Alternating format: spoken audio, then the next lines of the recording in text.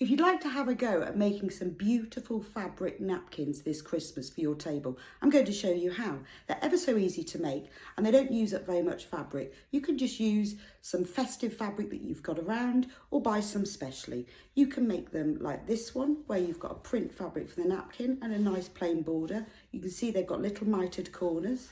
They're really neat, no raw edges.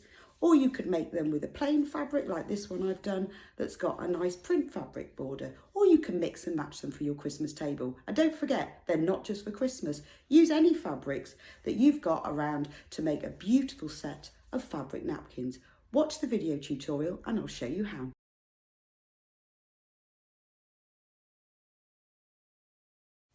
Cutting the fabric. Start by cutting the main napkin fabric. If you trim it to 18.5 by 18.5 inches at this stage, you'll have nice neat cut edges which aren't frayed. So it's always best to make sure it's nice and cut. Then take the border strips and you need to cut 4 of these. These are cut to 1.5 inches wide and 18.5 inches long. You'll need 4 of these. For this napkin you can see I've used a plain border and a print napkin. Just to double check, or if you want to change the size, you can see that the border strips are exactly the same length as the napkin. So if you want to make a bigger napkin, just cut your border strips to that length and you'll need 4 of them. Joining the borders. Take one of the border strips and we're going to turn the bottom raw long edge over by 1/4 inch to the wrong side. Now the easiest way to do this is to measure and mark 1/2 inch in from the top. And I'm doing this all the way along the edge, placing a pin. If you put your border strip on an ironing board or mat, then you can just push the pins and they'll stay in place. Remember, if with the plain fabric, it doesn't matter. If you're using a print fabric and it has a print direction, it's important to remember you're turning the bottom edge. You can see here I've moved it around to the top just because I find that's the easiest way to do it, but remember this is the bottom edge. Once you've placed all the pins 1/2 inch from the top, fold that raw edge over until it meets the pin, then move the pin and place it into hold in place. It's really important that you turn this under exactly by 1/4 inch, which is why I'm taking the time to measure with the pins, turn it over and push the pins in. You'll also ensure that the border is nice and straight, this turned over edge is nice and straight, because if you just do it by eye or don't measure correctly, it can sometimes go a bit wiggly. So once you've pinned it all into place, then take your iron and press the turned over edge into place, removing the pins as you go. So you can see I'm just taking the iron up to the pin, take the pin out, take the iron up to the pin, take the pin out. Now in this way you can ensure that your border is turned over by exactly 1/4 inch. And remember, you're turning the bottom edge over to the wrong side.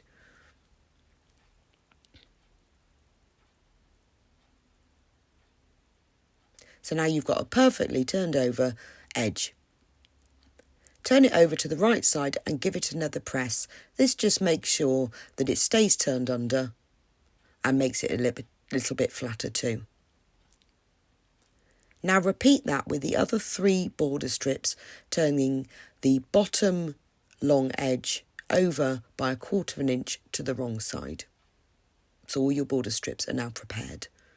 Now to join them together, take 2 of the border strips and you need to place them right sides facing, but matching up those turned under edges. So if you look here, you can see you've got the turned over edge on one side and the turned over edge on the other side, and the right side is facing.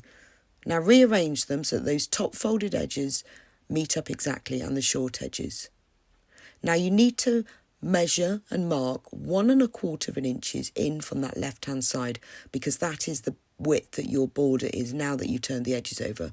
Mark that on the top folded edge and then take your ruler and an erasable pen and draw a diagonal line from that 1.25 inch mark all the way down to the bottom corner. This is going to be your sewing line. Now pin the 2 border strips together, making sure that the folded over edge matches up exactly. So I'm going to put in a pin on one side of the line and then a pin on the other side of the line just to make sure they stay together, and then pop another pin there. Now sew together along that drawn line. Make sure you stitch exactly on the line so you get a neat corner. Once that's sewn, you can see it will look like this. And you joined the two corners together diagonally. This is a mitered corner. Open up the seam and press it flat. It's easier to do this before you trim it because it's much easier to press open a large seam allowance than a small one. Push it back together again and trim off the seam allowance so it measures about 1/4 inch wide. This will reduce the bulk in that corner. And then open it out and give it another little press. Just because you've had it folded together, it just will make it lay flatter. And then turn it over to the right side and give it another press, making sure that seam stays open and flat. It's taking the time to do the extra pressing and trimming and cutting that will give you a really nice border later. So there's one border done. So now to create the next corner, lay it out flat. Really important you do this or it will end up twisted. Take another border strip and place it right sides facing on top, matching the folded edges. Hold it together and then turn it round. It's easier to sew it and mark it with it this way round, but to make sure it's not twisted, it's easier to place it the other way round. Again, measure 1 1/4 inches in from the left hand side on the top of the folded under border, and then join that mark with a line from the bottom left to the mark. Again, arrange it, making sure the folded under edges meet up exactly, and pin together either side of the line. Make sure you place the pins so that they can stay in place while you're stitching, so that you won't stitch over them, but it will help to keep everything still and neat if you don't have to take them out while you're stitching. Now, as before, sew together along that draw line. So there's another corner mitered, that's your second one. Again, open out the corner, press it flat, trim off the seam allowance,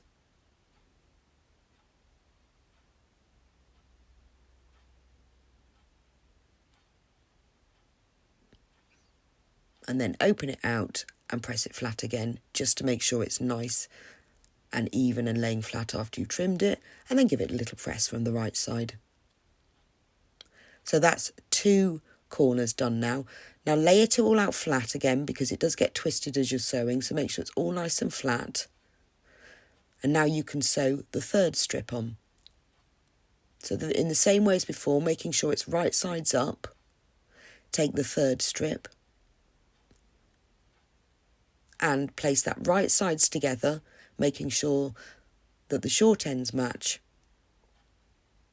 and the folded under edges match and they're right sides together. So now you know it won't be twisted. Hold it together and turn it round because it's easier to sew it this way round. Just like you did before.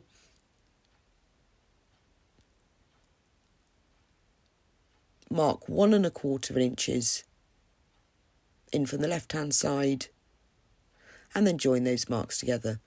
If you decide to make your borders wider than mine, then always measure and mark the width of the border once the edges are folded over.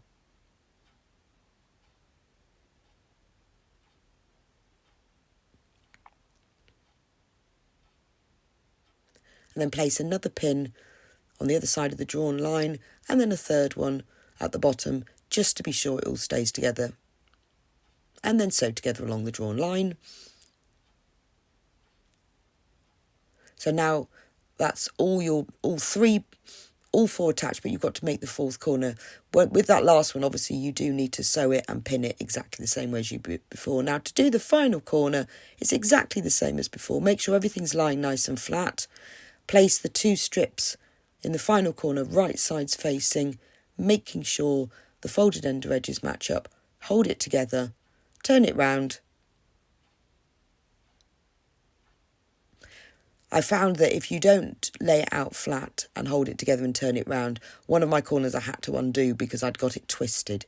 So if you always lay it flat and then turn it round and then draw the line and stitch, then you won't get it twisted.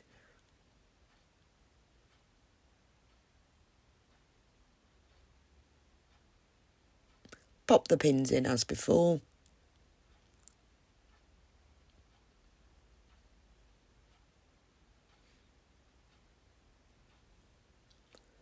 And then sew together along the drawn line. Trim the seam allowance, press it open, and now your finished border is there all nice and flat with beautifully neat mitered corners. Make sure everything's laying flat and give it another press if any of those turned under edges have popped open at all. Attaching the borders. Take the main napkin fabric that you cut earlier and place it wrong sides up. Smooth it out or press it so it's nice and flat. Now take the border that you joined together with its lovely mitered corners and place that right sides down on top. So the main napkin fabric is wrong sides up and the border is right sides down. So basically they're both wrong sides up. Now pin it together at the corner. Make sure the corner of the border matches exactly. Take the other corner, making sure it's not twisted, and pin that to the corner. Now you may find that when you mitered your borders, you've got some little ears of fabric sticking out either edge. Just trim those off just because it makes matching up these corners a bit easier because you can see what you're doing. So making sure the corner of the border matches the corner of the napkin, pin it into place at the corner. I put a pin across one side and then on the other. That makes sure it anchors it in the corners. You can now pin the border into place between the two corners because you know they're exact. Make sure those raw edges are matching up exactly. So you've got your folded under edges on the inside of the border and the raw edges on the outside. And remember which way up you are, making sure that the border's right side down and the napkin is wrong sides up. Now working on the next corner, take your border, make sure it's not twisted, and pin the corner into the other corner. Make sure that the corners match up exactly. And pop a pin in one side and then the other side.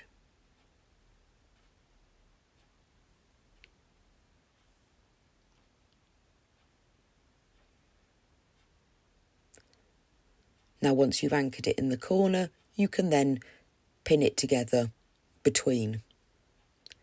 If you find your border looks a little bit smaller just because of the stitching, not because it actually is, just give it a little pull and then pin it together in the centre. It will be the same size because you cut them to the same size as the napkin and you've done the mitered borders, which doesn't reduce any length. So it will be the same size, but just sometimes you might find because of the seams, you just need to pull it slightly so it fits exactly. Now with the final corner, you do exactly the same thing.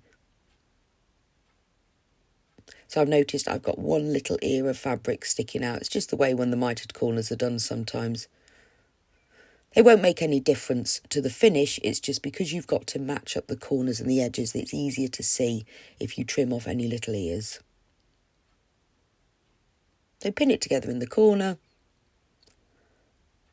and then match up the raw edges and pin it into place and then pin it into place on the final edge. So now the napkin border is pinned beautifully into place all the way around the edge and we're ready to sew. So it's best to start stitching in the centre of one side edge and then stitch along to the corner and all the way round the side. And it's important when you stitch that you stitch exactly into the corner seam so that you get nice, neat mitered corners. And you stitch it together all the way around the edge, round every mitered corner until you get back to where you started.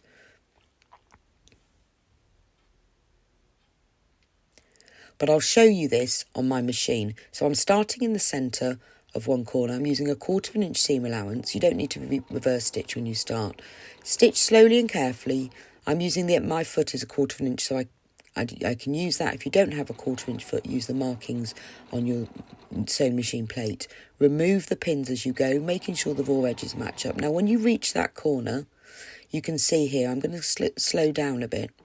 Sew until your needle is exactly on that seam then stop.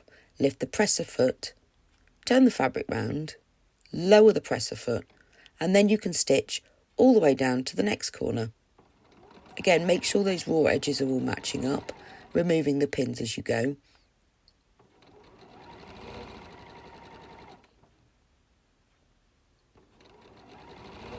I always check as I'm going. Sometimes I need, even though I've pinned it, I need to readjust the fabric just to make sure all the raw edges are matching up. And do try to make sure that you use that 1/4 inch seam allowance all the way down. So stitch slowly. When you reach the next corner, it's exactly the same process.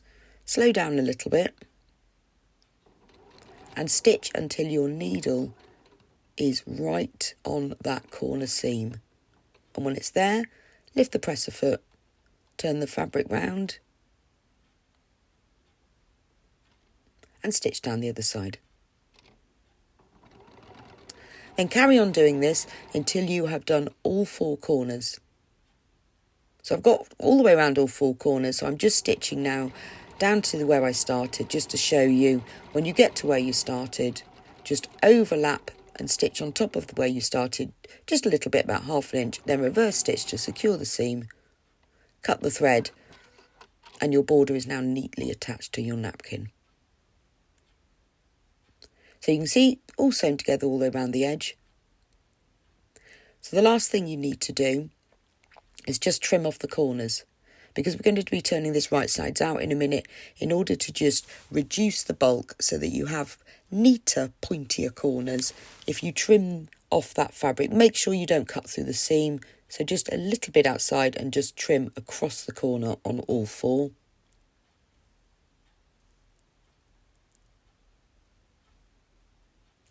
And now your border is neatly attached to your napkin and you're ready to finish it off.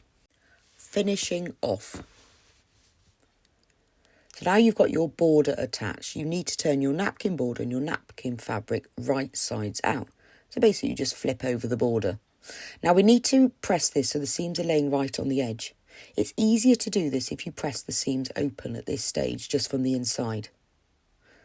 So if you open them up with your fingers and then just press it, you might find it tricky with your iron to get right into the corners, but don't worry about that.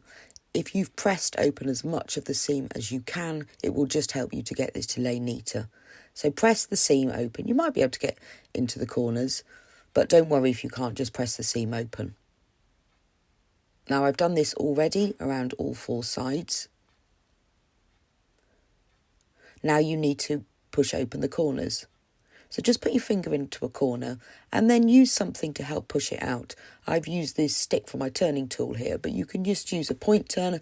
Just make sure that you don't push it too hard because you don't want to split the fabric or make a hole. So if you push the corner onto the tool rather than the tool into the corner, you're less likely to do this.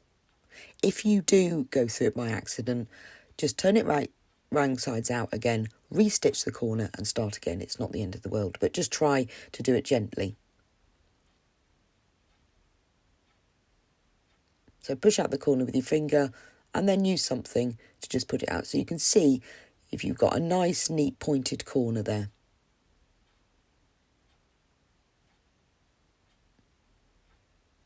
So once you've done that with all the corners, then fold the 2 fabrics so that that seam is lying right on the edge. If you roll it gently between your fingers, like I'm doing here, it helps to push the seam onto the edge. Because you're most probably using a different coloured border to napkin, to make it lie right on the edge is neater so that one fabric isn't showing from one side to the other. So you can see here now I've got some nice crisp edges. So all we've got to do now is sew the border into place. So making sure it's all flat, give it a good press first. So making sure that the border is lying exactly flat on top of the napkin, pin it into place all the way around. So you can see by the way that we sewed the border onto the napkin fabric is now right sides up and the border fabric is now right sides up. So just make sure it all lies flat. You don't need lots of pins, just enough to hold it in place while you're sewing it.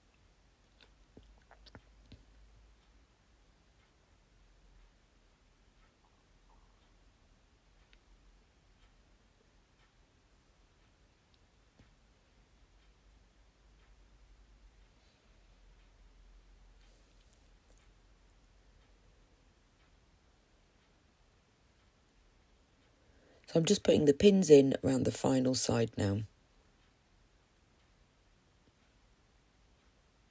And now you're ready to sew the border into place, all the way around the edge using a top stitch.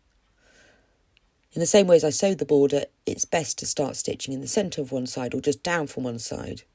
Now, you can see from here what I've decided to do. Because my main fabric is pale, I've used a white fabric in the bobbin and a red fabric in the top, just because you are going to see the seams on the top and the bottom. You don't have to do this, but it just makes it slightly neater if you use the same colour fabric as your napkin in the bobbin. Now lower the needle. I'm going to just top stitch around the edge, so it's just a few millimetres, like a 1/16 of an inch from the edge. Work slowly down to the first corner and then go slower so that your needle stops in the seam, just like when we sewed the border into place before. Then sew all the way down the other side. You could use a decorative stitch here if you prefer, rather than a top stitch. A star stitch would look nice, or even the blanket stitch that you could stitch over the edge between one and the other. Experiment a little bit, and you could even, if you're making a set of napkins, you could do different stitches. You could use a contrast thread in the top of the thread so that the top stitching shows up more. So with this one you could have used a white thread in the bobbin and the top. It's entirely up to you. Personalise your napkins depending on what stitching you prefer. So lower the needle in the seam, raise and stitch. So this is the simplest way to top stitch them into place, but there are lots of other options. Now sew all the way round, which I've done now, and then when you get back to where you started, stitch all the way down. Trim that thread off before you get there, and then it doesn't get caught into the next layer of stitching. And then I'm just going to double check, do I need to trim on the back? But that's already trimmed off. Then stitch on top of the seam you've already worked just by a little bit, just to secure it, and reverse stitch. And then your stitching is all finished. So there's your bordered napkin, all done.